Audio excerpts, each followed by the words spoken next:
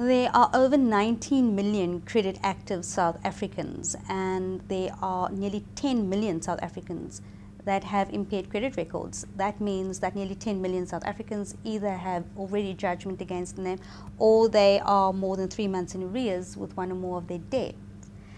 I want to find out from you, is there a common thread? Are there commonalities as to why people become over-indebted? I think there are some definite categories that are concerned. One is overspending, people spending more than they have. And credit essentially is access to money you don't have. So you're spending money you don't have, and you know that up front. Businesses need that, of course, because they're looking for new business, so they're happy to extend credit to you or have you buy their product on credit. So spending money you don't have is a serious issue, and if not budgeted for, the monthly repayments can get out of control. So instead of having 2 accounts that you're paying off slowly, suddenly you've got 10 accounts, and you can only actually pay back a few at a time. That's a problem. So that's definitely one factor. Other things that happen are people have change of circumstances. Maybe you're in a family where 2 people are working. Suddenly you're in a family where 1 person is working. Almost a circumstance beyond your control, and so suddenly you can't make your regular payments as before. There are other factors too. Sometimes it's very easy to get credit, less so these days, but there definitely was a trend in the past to have lots of access to credit. And when we're only using 1 or 2 types of credit at a time, it's not a problem. But when we suddenly access all those different forms of credit, and we have to pay back all those different credit loans and cards and all that sort of stuff, then we have a problem. So you do definitely get groups like that. Are there any very simple practical tips that people could follow to get out of a very negative financial situation? Yeah, key, absolutely key is if you have debt, don't take on new debt to try pay your debt.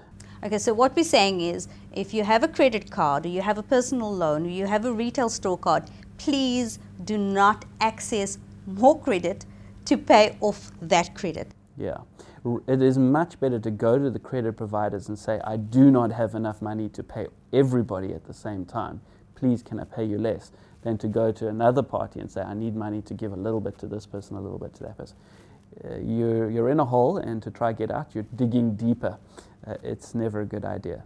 And that's why if a consumer is struggling to do that on their own, they should seek professional help like a debt counselor or someone who can counsel them on how to handle their finances. Something else that can also be done is just managing one's own month-to-month expenses better. So sometimes we spend money that we don't need to, or we buy products that are maybe a bit more expensive, and there are cheaper ones that if we shopped around a bit we could find. There's some practical kind of steps one could take in regard to use of things like electricity and water and transport. We could look at reducing our costs each month. Either you have to earn more or spend less. So it's not necessarily a literal saving of rands and cents. It's also saving in your lifestyle. Absolutely. In fact, there's no way you can invest or save and get enough return on it that competes with the amount of money that's slowly accruing in your debts because of interest. The interest on your debts is always higher. So no matter what you do, no matter how much you save, you're always losing. So it is much better to try to settle those debts first. Very often people are encouraged to go to their credit providers and make arrangements to either lessen the amount that they pay or get settlement amounts, things to help the burden, things to help ease the burden. Something that I find very frustrating is how poorly accessible credit providers are to South African consumers. We sit in a situation where South African consumers are debt-ridden and cash-strapped, but we often have to pay huge telephonic bills. We often have to buy huge amounts of prepaid airtime just to get through to a creditor's call center who will put you through to somebody else, from there to somebody else, from there to somebody else, and all I actually want to do is pay my debt. Do you agree that that's something that should be looked at, the accessibility of creditors to South African consumers, so that we can try and make arrangements for the debt?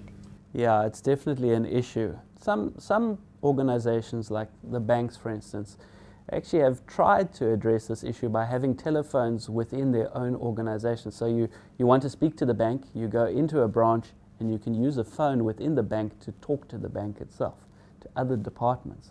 That's a very useful thing and can reduce those call That costs. would be great if I was not put through from one department to the other department to the other department while I'm still standing at the bank. I think we really have a way to go, but we are making great strides with regard to easing the debt burden of South Africans, or do you believe there's so much more that we could be doing in terms of information? Of course, there's always more that we can do, and I think we should, as consumers, encourage those who are not doing that by walking away from their services, and we should use the services of those organizations that are performing well and making it easier for us to pay them back.